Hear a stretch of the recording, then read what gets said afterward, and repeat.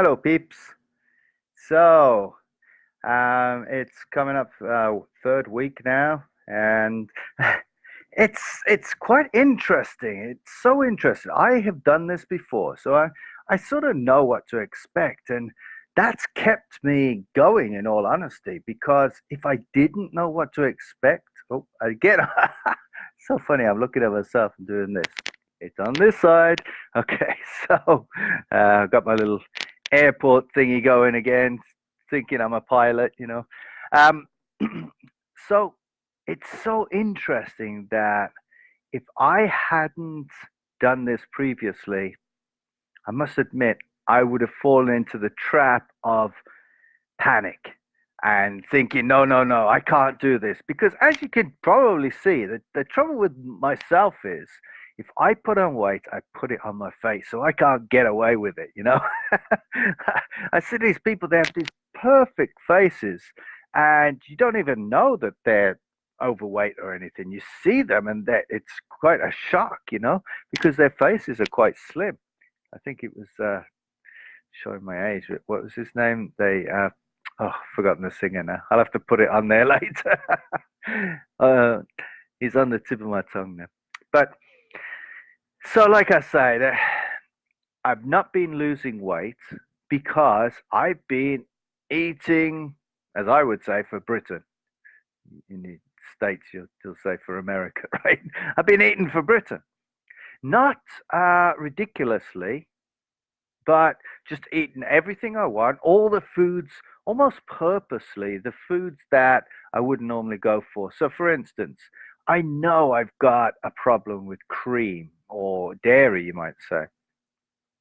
And so, ice cream, I must admit, this whole time, I haven't purposely gone out and bought ice cream. However, we went to iPick, it's our favorite place, and I had an ice cream sandwich. I just couldn't resist it, right? Ice cream sandwich.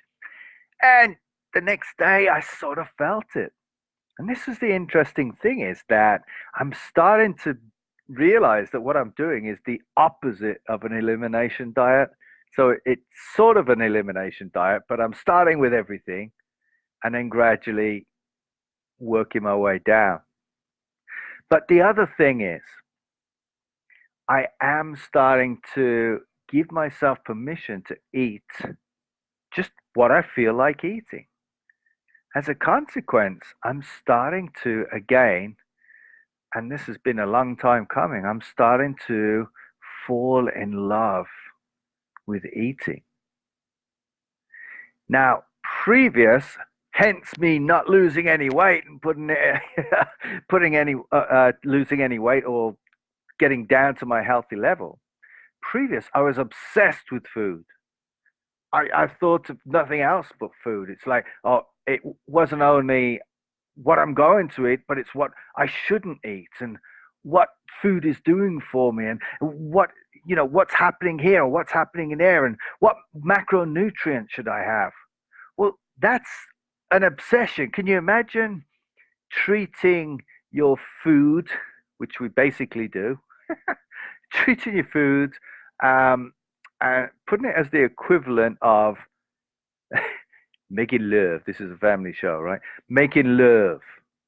You think of when you're making love, well, if you think of it in terms of macronutrients, well, the only times you make love is when you're going to make a baby, right? Now, I don't know about you. Sorry, mom, if you're watching, but that's not the that's not the only time that tends to happen, right? So that's what we're doing with food. We're sort of breaking it down to it's you must eat this amount and you must have five, fruits and vegetables per day, and you got to have your grains and you got to have it, and all the conflicting ideas and so on that go on with this. Listen, imagine if you could just fall in love with food again. When you fall in love, you'll have enough. You won't be like, because that's obsession. That's too much. What happens when somebody's obsessed with you? It's, go away. But when someone shows you love, it's just the most amazing thing, right? That's what I'm finding. I found this previously and I went off the scales, literally off the scales, but but I went off the scales a little bit and forgot what the most intention is, the biggest intention. And the biggest intention is to enjoy life and be healthy and happy, right? That's your biggest intention, I would think. Might take various avenues, various ways, but that's the tools that you use. But our main focus, I would think, is to be happy and healthy and serve others. Serving others, what does that do? It helps you feel happy and content and like you've got a purpose in life. Well, how about you started giving that to food? You started loving food. We're talking now about going to sur la table. I don't know if you've ever done that, but we're going to start looking at cookery courses and stuff like that. Not like over the top, because again, that's obsession, but just enjoying it, making it fun again and thinking. Andy said a great thing to me. We were going to iPick, and you have this option where you can like order your food in advance. For me, Mister, let's schedule this because then we don't have to worry about it. And Andy said, "Well, I don't know what I'll like, what I'll feel like eating right then." And at first I'm like, oh, geez, okay, all right, we'll just wait and we'll have to like, get our card out right there and then and stuff. Oh, so much hassle. But later on, the funny thing was when we got there, I was going to order all these things, because I was a little hungry and stuff. When we got there, I thought, no, I ordered something completely different and we loved it, absolutely loved it. And the guy was great who served us. And I said to her, "Isn't that amazing? You actually showed me a valuable lesson there because we don't know what we're going to eat. Now, obviously, if you're at work, it's a different thing. But when you're tapped because you don't have the time to suddenly think, oh, I'll have this or I'll go make this. But what you'll find is your intuition, your natural instinct will start telling you in advance. You know what? You're probably going to want this on Monday, lunchtime or evening or whatever. And you may want this Tuesday. And you won't even know necessarily a week in advance, that's for sure. But you'll start to get to know the things that you like. And that's the kind of things that you'll get. So start to fall in love with the food. So hopefully you've stuck to that idea of eating what you want, not what you think you should have. Because that's the crux of this, because we want to free ourselves from the shackles of believing that we must eat this because this is good for us and this is bad for us and this is the way it is and this is because that is not tapping into your GPS. Your GPS will tell you exactly what you need and when you need it within a good window. So eat what you want, not what you think you should have. And then get used to stopping when you're full, or like I said, maybe just before you're full initially, because we're out of practice. Myself, most definitely included. But again, Andy taught me a lesson. We had these steaks, and it was beautiful and everything, and she just left part of it. I'm like, aren't you going to finish that last bit? And she just went, no, I'm full. And I'm thinking, that's the best bit. But it was great. It again, Andy's teaching me, right? But it was another great analogy of, just stop it when you're full. She could have more later, and we get into this scarcity mode. So the next one that I want to bring to your attention is eat when you're hungry. And that seems so obvious in one sense. And then comes the kickback of, well, I can't eat when I'm hungry because I'm at work or I'm at this or I'm at that. And you'll find that your hunger actually is quite sort of scheduled to a point.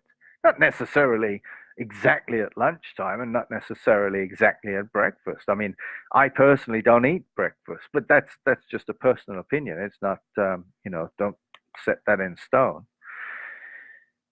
We've been doing that sort of intermittent fasting where we eat within an 8 hour window. Again, doesn't work for everyone. It just tends to work for us, and it's worked really well because we haven't had that certain emotional surge or urge to snack at night because it is emotional. You're not hungry at 9 o'clock at night. But when you eat when you're hungry, what you'll find is you'll naturally start to notice what you want to eat. So, there's two things. People tend to eat just for the sake of it. Oh, it's lunchtime. I got to eat because, it's lunchtime. Well, you don't necessarily have to. Now, you probably want to, but you don't necessarily have to. And, oh, it's breakfast, most important meal of the day, right? Well, again, I don't eat breakfast, and I'll show you. You probably won't believe it looking at me now, but I'll show you how this gradually works, and I know it will work. I've done it before. I'll do it for the rest of my life, in all honesty. So eat when you're hungry. Now, a little caveat here, two caveats, in fact.